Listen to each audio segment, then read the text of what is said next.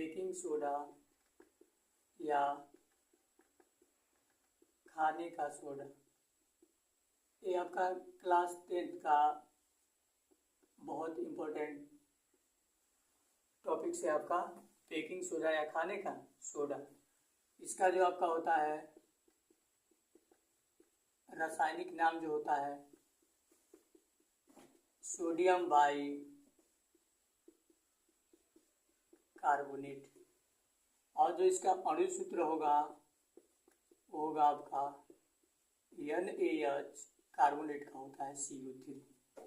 अर्थात आपका Na के ऊपर एक चार्ज होता है, हाइड्रोजन के ऊपर 2 चार्ज होता है और कार्बोनेट के ऊपर आपका डबल नेगेटिव होता है।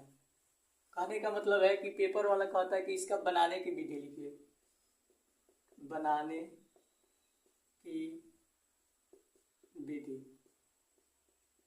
देखिए हमको बनाना है NaHCO3 अर्थात सोडियम बाई कार्बोनेट।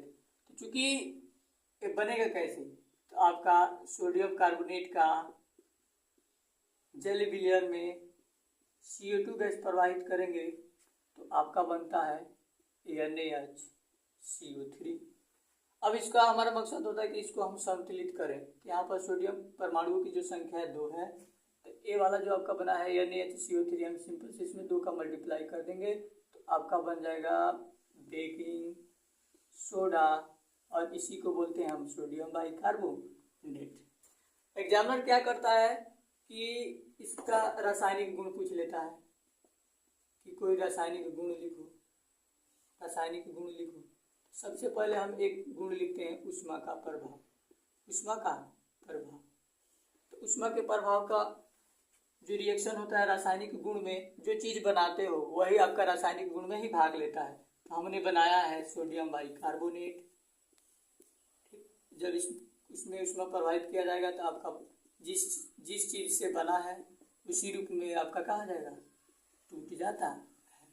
अर्थात ये आपका बना लेता है सोडियम का कार्बोनेट, सोडियम कार्बोनेट और जल बना लेता है, और CO2 गैस अर्थात कार्बन डाइऑक्साइड गैस हो जाती है। पुनः एक और आपका होता है अम्लों से क्रिया, अम्लों से क्रिया। तो आपका अम्ल का मतलब ये होता है कि आपका जैसे HCl हो गया, H2SO4 हो गया, HNO3 हो गया, ये आपके अम्ल होते हैं। तो इनसे हम क्रिया कराएंगे सोडियम बाई कार्बोनेट का। तो हम ले लेते हैं NaHCO3, हम ले रहे हैं HCl अम्ल। तो देखिए आपका ये होता है पॉजिटिव होता है, निगेटिव ये पोर्शन, ए पॉजिटिव ए निगेटिव। इसका जो सोडियम धनायन है इसके Cl ऋणायन के साथ जाएगा तो आपका बनाएगा NaCl। कार्बोनेट है तो वो तो कार्बन डाइऑक्साइड बनाएगा, हाइड्रोजन ऑक्सीजन है तो आपका जल बना देगा। तो आपका हो गया NaCl plus H2O plus CO2 अर्थात आपका बनाता है सोडियम क्लोराइड। पुनः इसी तरह से NaHCO3 का हम रिएक्शन कराएंगे H2SO4 का अर्थात सल्फ्यूरिक एसिड का। तो आपका पॉजिटिव होता है, निगेटिव ये भी पॉजिटिव, ये पॉजिटिव ये निगेटिव।